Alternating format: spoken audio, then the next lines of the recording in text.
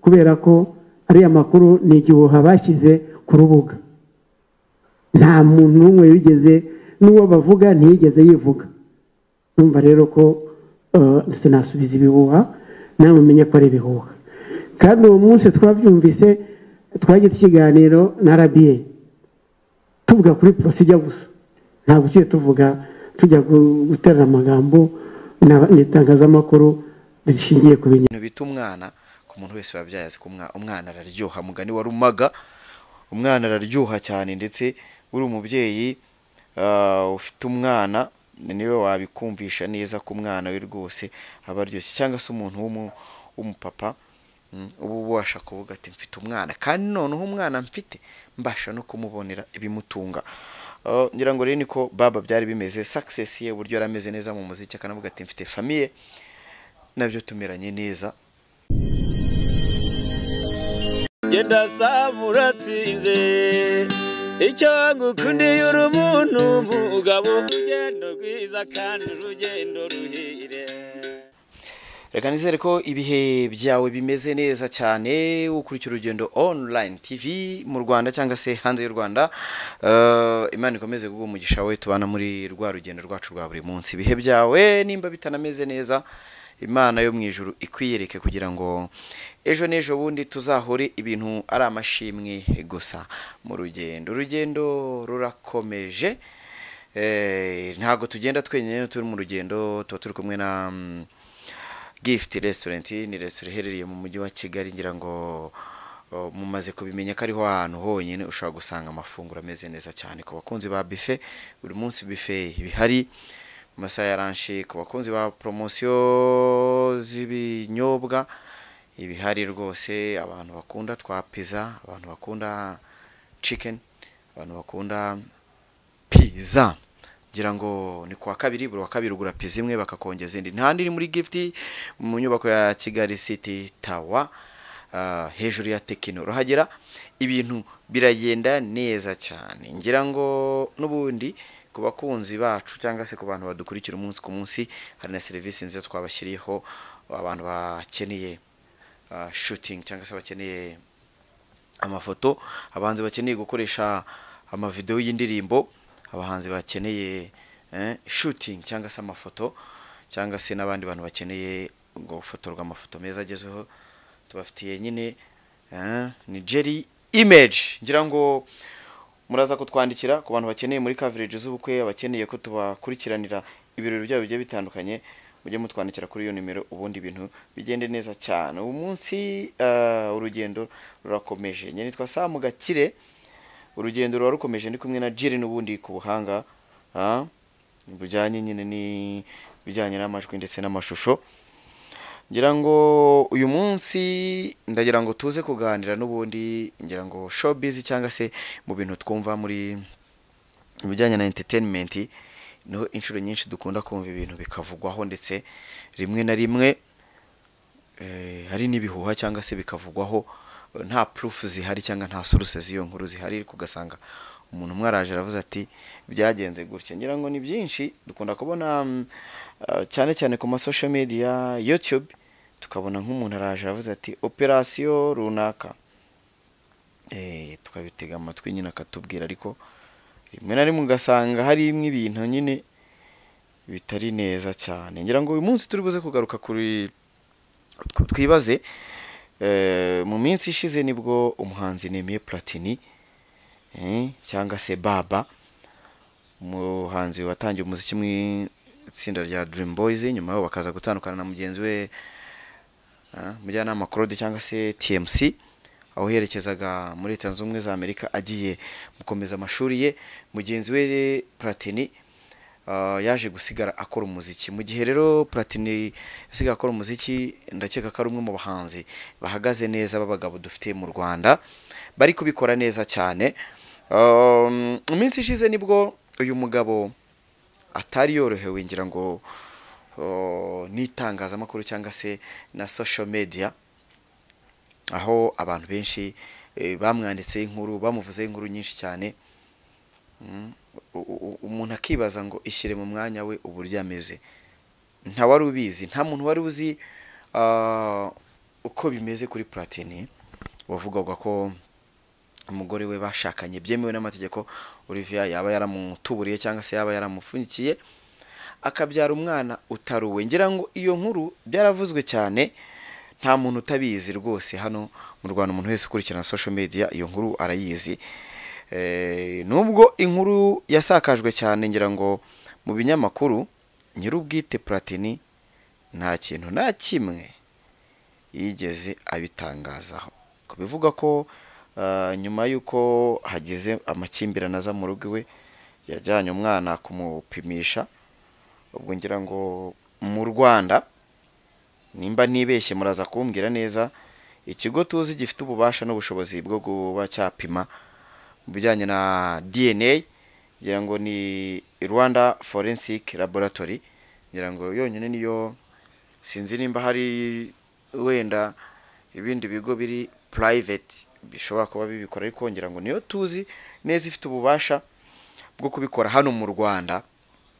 Ubwo urumva mu kubivuga gutyo, immediately nyine abantu bahise bumva ko hariho yagannye mu gupima ngo asanga umwana ataruwe. Ngira ngo izo nkuru mwarazikurikiranye, abantu benshi banamugirira impuhwe, baravuga ati aho umugabo aguye undi arenzaho utwatsi. Bamwe baranamushimira ngo ni intwari, yihanganye mu kibazo. Abandi birabababaza, binakangura abantu bamwe na bamwe. Abandi bateramwe urwenya bati nta n'uwamenya, wasanga ibyo gupima DNA biramutse bibaye mu ngo nyinshi zasenyuka, kuko buriya ngo nyina w'umwana niwe umenya se. Ibyo ngira ngo murabizi, ni imvugo ikunda gukoreshwa n'Abanyarwanda. Nyina w'umwana niwe umenya ise we, kuko ibyo ari byo byose nanone n'ubundi umugore buriya niwe ubuze umuntu wamuteye inda neza, kuko wowe ushobora kuba mubana mu rugo ariko azi uburyo yabigenje hirya, akaba azi n'uwamuteye inda bitewe n'iminsi ye yari arimo y'uburumbuke. Mukanabana mu rugo rwose azi ko umwana atari uwawe. Ibyo byo rwose ni ibintu bizwi. Uretse kese ya Platini, kuko yo yaje wenda ari n'umustar, ari n'ibintu social media zigezweho cyane, hari izindi kese dufite nyinshi z'abantu babiceceka, cyangwa se akavuga ati ibyo bintu ndabyigumanira, cyangwa se ngewe ubwanjye ndagumana nabyo. Ariko ngira ngo nimba ntabeshye neza, ngira ngo buri muntu wese cyangwa se umuntu ushobora kubaza wese ashaka kukubwira ko hari inkurazi y'umuntu y'umugabo wasanze ko abana atarabe, cyangwa se kwa mu bana be harimo umwana utaruwe. Ibyo bintu rero kubera ko nzi ngo biri mu bintu bibabaza cyane, cyangwa se bishobora kubabaza umuntu w'umugabo, benshi babiteragamo n'urwenyeje, ubundi bakavuga ati hoya hoya, ibi bintu rwose babe babiretse, kuko ingo nyinshi zasenyuka. Kuri ishu ya Platini, ngira ngo yaravuzwe cyane bitewe n'uburyo ari umustar, bitewe n'uburyo babonaga agenda ahantu hose ahetse umwana we, ndetse yakundaga no gupostinga, cyangwa se yaba ari gukora interview akavuga ati mu bintu binshimisha cyane ni umwana wanjye, nawe arimo yatangiye kugenda, yatangiye guseka. Ari ibintu byiza cyane bishimishije rwose. Ngira ngo ni byiza umuntu ari gutera imbere ukagira success, haba muri business, haba mu muziki, haba se no mu kindi kintu uri gukora mu kazi kawe ka buri munsi.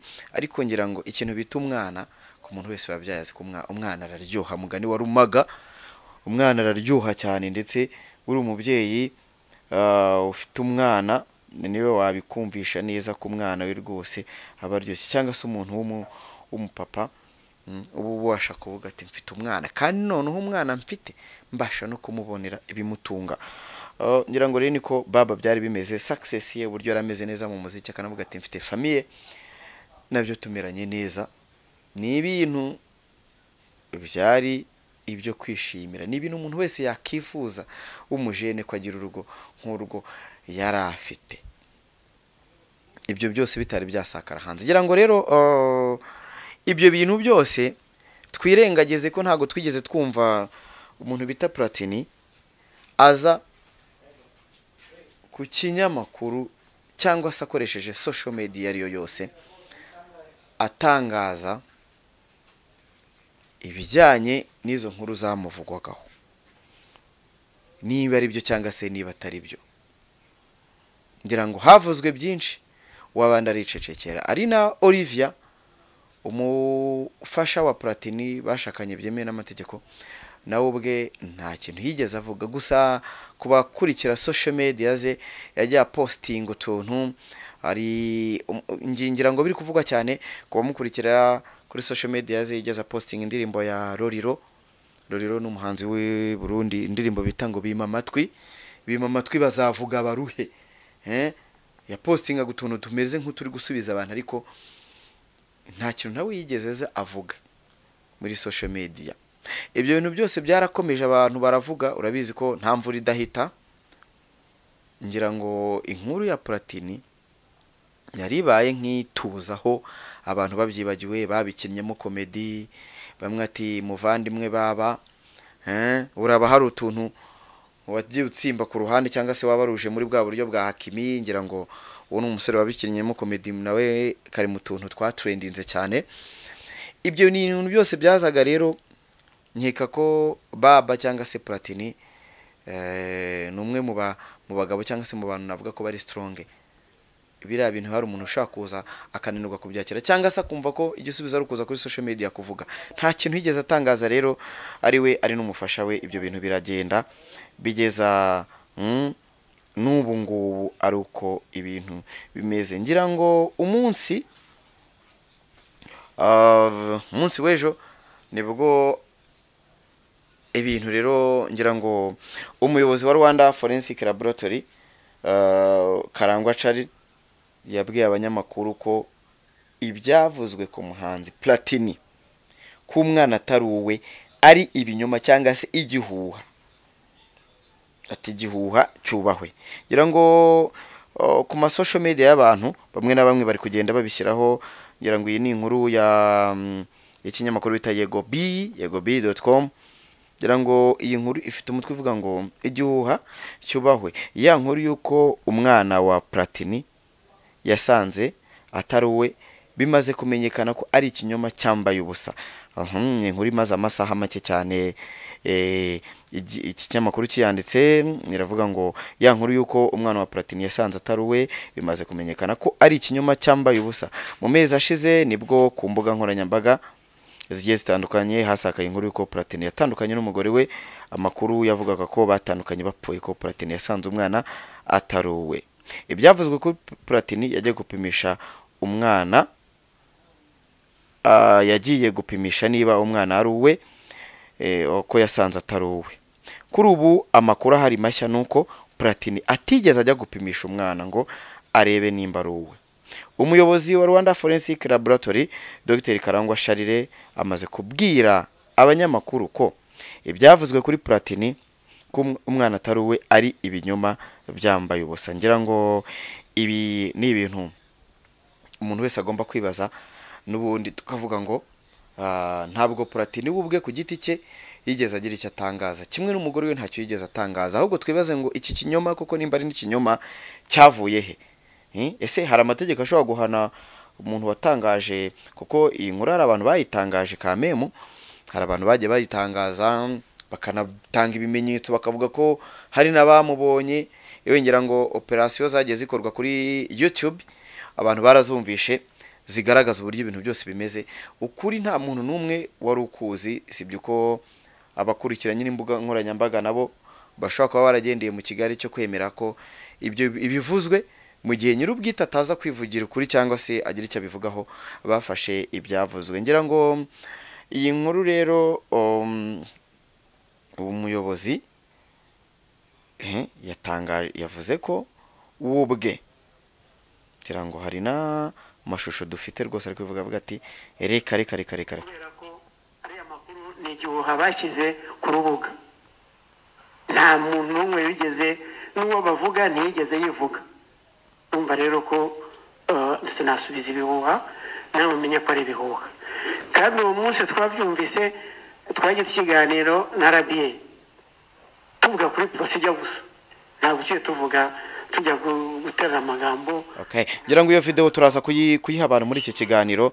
Uwo ni umuyobozi wa Rwanda Forensic Laboratory aha bose twebwe uwo muntu Platini ntabwo yigeze aza, ntawe twigeze tubona, ntawaje. Ababivuze ubwo bahimbye inkuru ngayo nguko rero. Ngira ngo igihuha gishobora burya gukwiragira ahantu hose abantu bakagifata nk'ukuri. Amakuru natwe dufite ngayo nuko ameze, nuko inkuru yuko Platini uriya mwana ataruwe, ngo iyo nkuru ngo yaba ari igihuha gikomeye cyane. Ngira ngo na n'ubu kugeza amagingo ya Platini nta kintu arabivugaho, ndetse n'umugore wa Olivia nta kintu arabivugaho. Igihe ari cyo gihari abantu bagomba kumenya nuko Rwanda Forensic Laboratory umuyobozi wayo yatangaje ko rwose ayo makuru ari bihuha, kandi ko Platini atigeze ajya gupimisha umwana we. Sinzirira bavuga ko umwana atari wa Platini, aho babikuye. Ese turibaza, ese ubundi Platini ubu right now abanye n'umugore we, nimba koko bamwe baravugaga ko bahukanye, ese nimba babanye mu nzu, ese koko nimba iyi nkuru yari igihuha, birangiza iki mu bantu bari bifashe ko ari ukuri gusa. Nanone twakishimira ko twasanga byari ibihuha, kuko nanone byababaje imitima y'abantu benshi, byabaje imitima y'abakunzi ba Platini, binababaza imitima y'abantu b'abagabo muri rusange bashobora guhasoringa bashakira ubuzima bwiza imiryango yabo, ugasanga abagore bari kujya mu mabi. Ngira ngo ibyo bintu byari byose bisanzwe atari byo umuntu wese yakishima akavuga ati wow it is good, byari ibinyoma. Ariko nanone tureba abantu basakaje biriya binyoma, ese buriya ntago bakurikiranwa nimba bahari, cyangwa se nimba hari nabyo mugani bafite fact yabyo. Ubwo byose nabyo ngira ngo ibintu bigomba kusobanuka cyane. Reka mbashimire, inkuru kwa dubafite niyo ngiyo. Urugendo Online TV, keep watching. Genda samuratsinze icyo ngukundiye uri umuntu mugabo, urugendo rwiza kandi urugendo ruhire.